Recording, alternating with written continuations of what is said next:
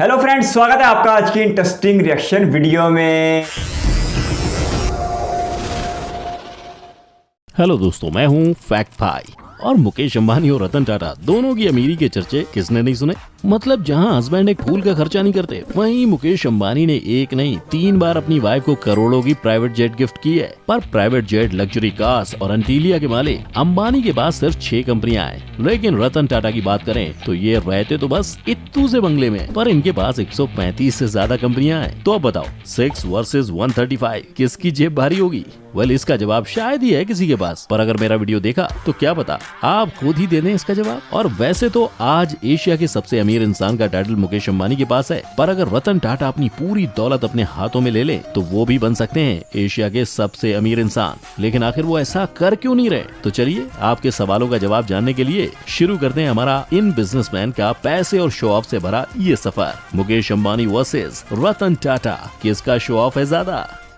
Number 1, ऐसी थी दोनों की कंपनीज की शुरुआत। चलिए सफर की शुरुआत करते हैं 21,000 रुपीज से शुरू हुई एक टेक्सटाइल कंपनी से, जिसका नेटवर्थ आज 5 लाख करोड़ हो गया है। लेकिन 21,000 से 5 लाख करोड़ तक का ये सफर आसान नहीं था, क्योंकि 1839 में जमशेद जी का स्ट्रगल 14 साल की उम्र में ही मुंबई से शुरू हुआ था, जहाँ से ग्रेजुएशन खत्म करते ही उन पर परिवार की जिम्मेदारियां आ गयी, जिन्हें पूरा करने के लिए उन्होंने 21,000 रूपए जोड़कर शुरू किया टेक्सटाइल की ट्रेडिंग का काम। फिर जैसे ही धंधे में पांव जम गए, वैसे ही जमशेद जी ने नागपुर में अपनी पहली टेक्सटाइल मिल शुरू की, जहां उन पर लक्ष्मी जी की कृपा ऐसी बरसी कि उन्हें धंधे में काफी प्रॉफिट हो गया। बस इसी प्रॉफिट को देख उनका मन 3 ऐसे बड़े प्रोजेक्ट को शुरू करने का हुआ, जिसका फायदा सिर्फ उनको ही नहीं बल्कि उनके देश के सभी लोगों को मिल सके। हालांकि इस सपने को पूरा होता देख नहीं पाए थे, लेकिन अपने पिता के ही नक्शे कदम पर चलते हुए जमशेद जी के बेटे दोराबजी टाटा ने पिता के आयरन एंड स्टील कंपनी और हाइड्रो इलेक्ट्रिक पावर को स्टैब्लिश कर उनका सपना पूरा किया, और साथ ही इंडिया में शुरू किया पहला इंडियन इंस्टीट्यूट ऑफ साइंस। लेकिन दोस्तों, इसे वक्त का सितम कह लो या उम्र का एक पड़ाव, जल्द ही इनका भी देहांत हो गया, जिसके बाद 1938 में टाटा ग्रुप की जिम्मेदारी जहांगीर रतन जी दादा भाई टाटा ने ली, और पुरानी 14 कंपनियों को चलाते हुए उन्होंने टाटा ग्रुप की कंपनीज का आंकड़ा 95 कर दिया था। और इतना ही नहीं, इसके साथ ही JRD टाटा ने इंडिया की पहली एयरलाइन टाटा एयरलाइन की भी शुरुआत की, जिसके बाद उसे गवर्नमेंट ने अपने अंडर लेते हुए उसका नाम एयर इंडिया कर दिया।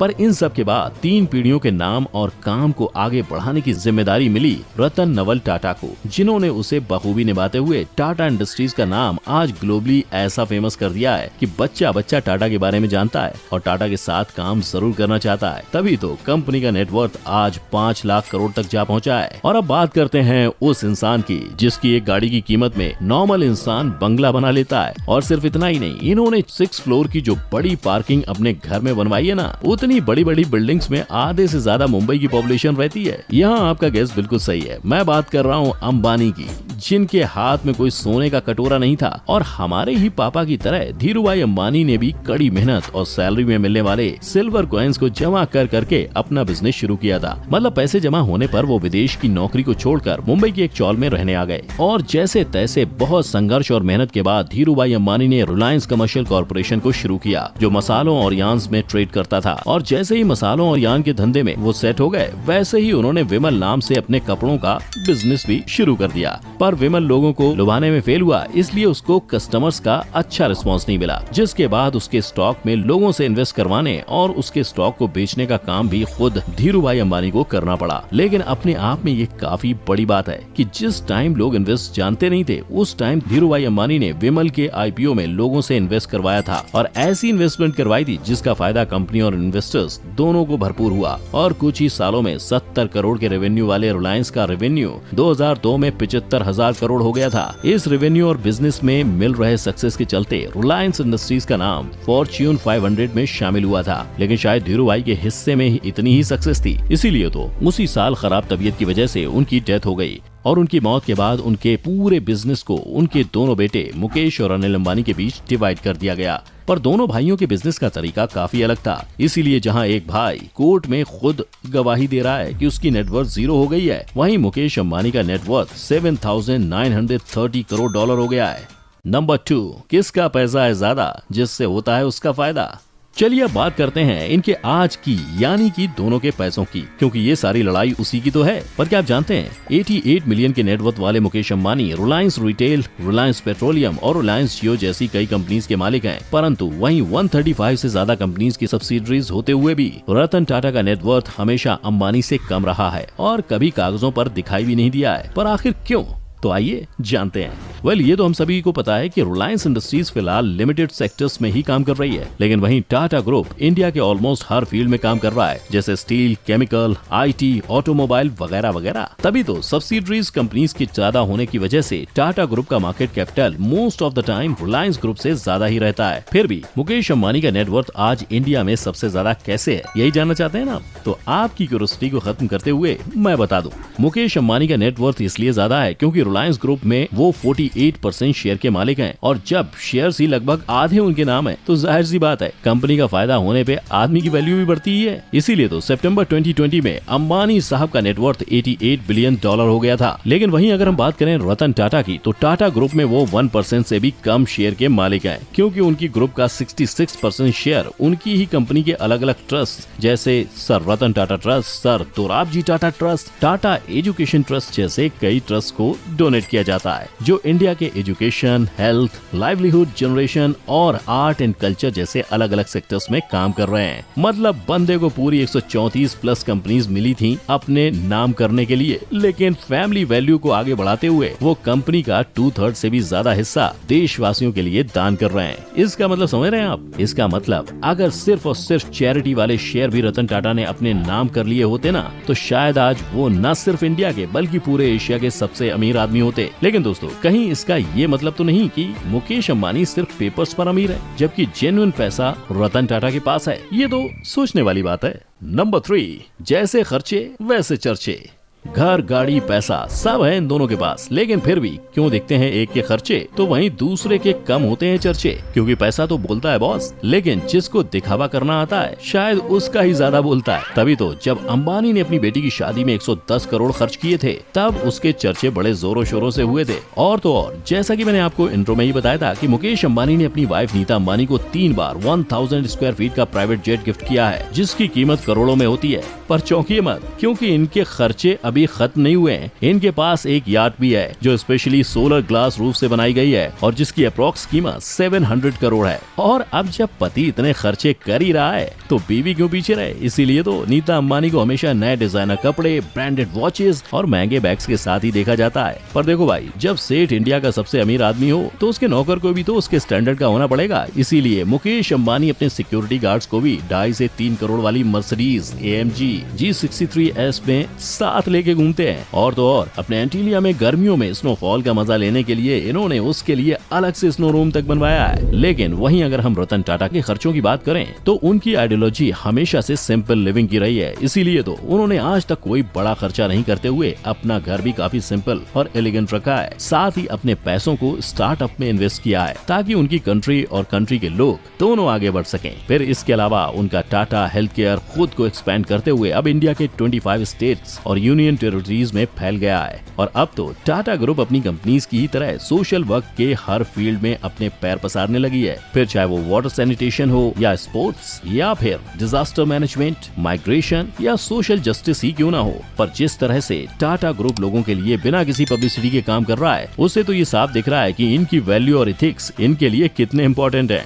क्योंकि एक बिजनेसमैन जहां अगर एक गुलाब भी खरीद लेता है तो उसकी हवा उड़ने लगती है, मतलब उसकी न्यूज बन जाती है। वहीं दूसरा बिजनेसमैन ऐसा है जिसके पास किसी चीज की कमी नहीं है, लेकिन फिर भी वो सोशल वर्क में इतने आगे पहुंच गए हैं जिसका शायद किसी को पता ही नहीं है। और इसकी वजह है उनका खुद ये सब काम छुप छुप के करना। पर अब आप ही बताइए, इन दोनों बिजनेसमैन ने एक जैसी मेहनत कर अपने आप को, अपनी कंपनी को इतने आगे पहुँचाया, लेकिन फिर भी एक इंसान दुनिया की नजरों से खुद को बचाते हुए सारे काम कर रहा है, तो वहीं दूसरे का छोटे से छोटा खर्चा भी लाइमलाइट में आ जाता है। तो क्या ऐसे में अपने खर्चे का चर्चा करना वाकई में जरूरी है? क्या लगता है आपको? कमेंट बॉक्स में जरूर बताना। इसके साथ ही अगर आपको हमारी आज की ये वीडियो अच्छी लगी हो तो लाइक और शेयर करना मत भूलना, और साथ ही ऐसे कई नए पुराने चर्चे के बारे में ज्ञान अर्जित करते रहने के लिए हमारे चैनल को भी सब्सक्राइब कर लेना। साथ ही हमारी कोई भी अपडेट आपसे मिस ना हो, इसलिए बेल आइकन को भी हिट करना याद से। फिर मिलेंगे किसी नए मुद्दे और चर्चे के साथ। रतन टाटा जी को एक नहीं, मैं 1000 बार सैल्यूट करता हूँ उनकी शख्सियत की वजह से। जिस तरह उन्होंने गरीब इंसानों के लिए इतनी बड़ी रकम चैरिटी की हुई है, ऐसा करने का हौसला हर किसी में नहीं होता। इन शॉर्ट वर्ड्स में बिल्कुल सच बोलूं तो यकीन जानिए ये कोई कंपैरिजन नहीं था। रतन टाटा जी ऐसी शख्सियत हैं जिनका मुकेश अंबानी तो क्या किसी भी अमीर शख्स के साथ कंपैरिजन किया ही नहीं जा सकता। उनकी दौलत तो गिनी जा सकती है, लेकिन इंसानियत के लिए जो उनकी खिदमात हैं वो बिल्कुल भी नहीं गिनी जा सकती। सच में रतन टाटा जी की कहानी ने बिल्कुल मुझे इमोशनल कर दिया था और मेरा दिल कर रहा था कि मैं वीडियो यहीं पे रोके सर रतन जी टाटा को एक सलूट करूं। इन दोनों अमीर लोगों की कहानी में एक बात कॉमन है कि दोनों मुंबई से ताल्लुक़ रखते थे और टाटा जी के जो बड़े थे उन्होंने 1839 में ये अपना बिजनेस शुरू किया था 21,000 रुपये से, जो आज बढ़ के 5 लाख करोड़ तक हो चुका है। इसी तरह जो मुकेश अंबानी के वालिद थे उन्होंने भी मुंबई से अपना बिजनेस शुरू किया था और आज भी वो करोड़ों अरबों रुपए के मालिक बन चुके हैं। लेकिन फ़र्क अपनी जगह बहुत ज़्यादा है। मुकेश अंबानी अगर गिफ्ट भी देते हैं तो अपने घर में ही देते हैं, और 3 बार उन्होंने अगर प्राइवेट जेट किसी को गिफ्ट दिया है तो वो अपनी वाइफ को ही दिया है। तो लेकिन जो दूसरी तरफ रतन टाटा जी हैं उन्होंने जो गिफ्ट दिया है वो अपने देश को दिया है, देश के गरीब लोगों को दिया है। तो ये फ़र्क इतना ज़्यादा है, जो दौलत की इंतहा भी हो जाए तो भी ये फ़र्क ख़त्म नहीं हो सकता, क्योंकि ये फ़र्क दौलत का नहीं है, ये फ़र्क शख्सियात का है। मतलब मेरे तो बिल्कुल दिमाग की बत्ती गुल हो गई है कि कैसे एक इंसान अपनी 135 कंपनीज में 1% से भी कम शेयर ले रहा है और 66% शेयर जो है उस कंपनी के वो चैरिटी कर रहा है, 2/3 यानी कि कमाल है। रतन टाटा जी को देने वाले ने इतना बड़ा दिल दे के भेजा है। सच में अगर वो सारी दौलत खुद समेटते तो वो एशिया के सबसे अमीर इंसान होते, लेकिन जो काम वो कर चुके हैं वो एशिया तो क्या दुनिया के सबसे अमीर तरीन इंसान से भी बहुत ज़्यादा अमीर हो चुके हैं, क्योंकि उन्होंने करोड़ों ज़िंदगियों के ऊपर अफेक्ट किया है। सच में बहुत बहुत इमोशनल है रतन टाटा जी की शख्सियत और उनके कारनामे। अंबानी जी भी अपने देश के लोगों के लिए अच्छे होंगे, उन्होंने भी अपने करोड़ों अरबों डॉलर इंडिया में इन्वेस्ट करके इंडिया के लाखों लोगों के लिए रोज़गार का बायस बने हैं। इसके साथ साथ इंडिया को वो अच्छा खासा टैक्स देते होंगे, लेकिन ये रतन टाटा जी के पास बिल्कुल भी नहीं आ सकते, क्योंकि अंबानी ने अपनी बेटी की शादी पे 110 करोड़ रुपए की रकम खर्च की थी। हालांकि इंडिया में ही करोड़ों बेटियां इस मामले को बिल्कुल हसरत से देखती होंगी। धीरू भाई की डेथ के बाद मुकेश अंबानी और अनिल अंबानी को ये बिजनेस बराबर मिला था, लेकिन ये सुनकर भी बहुत अजीब लगा जो दूसरी तरफ मुकेश अंबानी के भाई हैं अनिल अंबानी, उनके पास तो 1 रुपया नहीं बचा, जबकि दूसरी तरफ जो उनके भाई हैं मुकेश अंबानी वो उनकी दौलत में मुसलसल इजाफा हो रहा है और वो बड़े लंबे अरसे तक इंडिया के सबसे ज़्यादा अमीर इंसान रहे हैं। वो अब तो अडानी उनको शिकस्त देके इंडिया के सबसे अमीर इंसान बन चुके हैं, लेकिन अंबानी बहुत लंबे अरसे तक इंडिया के अमीर इंसान रहे हैं। इसके साथ साथ वो एशिया के भी अमीर तरीन इंसान रहे हैं। इस कंपैरिजन को देख के मुझे एक बात बहुत शिद्दत से सांस दिला रही थी कि अंबानी अपने बहुत ही छोटी सी दुनिया में रहते हैं, जबकि रतन टाटा जी करोड़ों हिंदुस्तानियों के दिल में रहते हैं, और ये फ़र्क बहुत ज़्यादा है जिसे ख़त्म नहीं किया जा सकता। हर चीज़ पैसे से नहीं खरीदी जा सकती। रतन टाटा जी ने जितनी बड़ी बड़ी चैरिटी करके हिंदुस्तानियों के दिल जीते हैं उसका कोई मुकाबला हो ही नहीं सकता। यकीन जानिए अगर आप एक भारतीय हैं तो आपको इस बात पे गर्व होना चाहिए कि आपके ही देश में रतन टाटा जी जैसे इंसान भी रहते हैं। आपके कीमती वक्त का शुक्रिया। अगर आप भी किसी वीडियो पर रिएक्शन चाहते हैं तो अपनी कीमती राय कमेंट बॉक्स में ज़रूर दीजिएगा। इस वीडियो को कीमती समय देने के लिए बहुत सारा धन्यवाद।